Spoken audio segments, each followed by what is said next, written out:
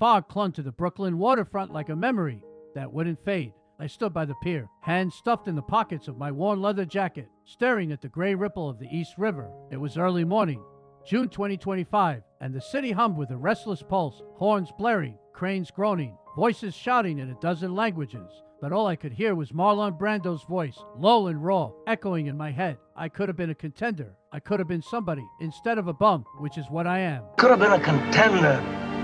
I could have been somebody instead of a bum, which is what I am. For years, those words were my anthem. Not because I was a boxer like Terry Malloy and on the waterfront, but because I felt the weight of chances I never took, dreams I let slip through my fingers. I'd mutter that line to myself in dark moments, sitting alone in my apartment after another long day, the TV flickering with news of a world that seemed to be unraveling. I'd say it when I thought of the people I'd lost, my mother, whose laughter could fill a room, my mentor, who taught me to see the world with clear eyes, my best friend, who always had my back until the day he didn't anymore. Gone, all of them, leaving holes I couldn't patch. I wasn't always like this. There was a time when I believed I could be somebody. I had fire in my gut, plans to make a mark, maybe in film, maybe in writing, maybe in something bigger than myself. But life has a way of throwing punches you don't see coming. A family member's illness, a betrayal by someone you trusted, a dream deferred by the grind of paying bills. Each loss chipped away at that fire until I started to wonder if I was just another bum,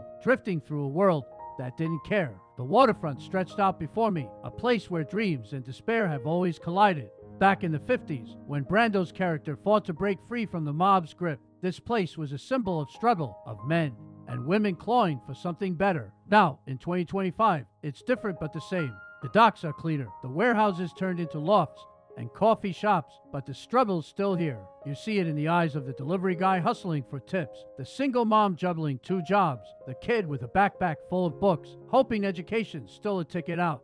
I leaned against a rusted railing, my breath visible in the chilly air. Why did I feel like Terry Malloy for so long? Maybe it was the losses piling up, each one a reminder of how fragile everything is. Maybe it was the way the world's changed, how the politics of 2025 feel like a shouting match with no winners. They say America's supposed to be great again, but I don't see it. The news is a carousel of division, red versus blue, rich versus poor, us versus them. The United States of America, more like the divided states, where everyone's yelling about freedom, but nobody's listening. I used to believe in the idea of this country, the one my parents talked about, where hard work and heart could get you somewhere. Now, I'm not so sure. I kicked a pebble into the water, watching the ripples spread. The truth is, I'm tired of feeling like a bum, tired of letting the world's noise drown out what's left of my fire. I think of my mother, how she'd tell me to keep going even when it hurt. I think of my mentor, who said the only failure is giving up. I think of my friend, who'd laugh and say, "Tony, you're too damn stubborn to quit." They're gone, but their voices aren't.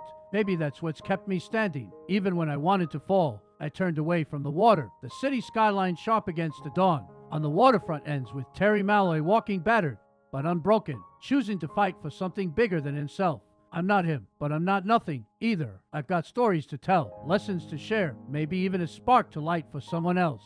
The world's a mess, and America's no fairy tale, but I'm still here, still swinging. Not a contender, maybe, but not a bum. Somewhere in between, trying to make sense of it all. And for now, that's enough.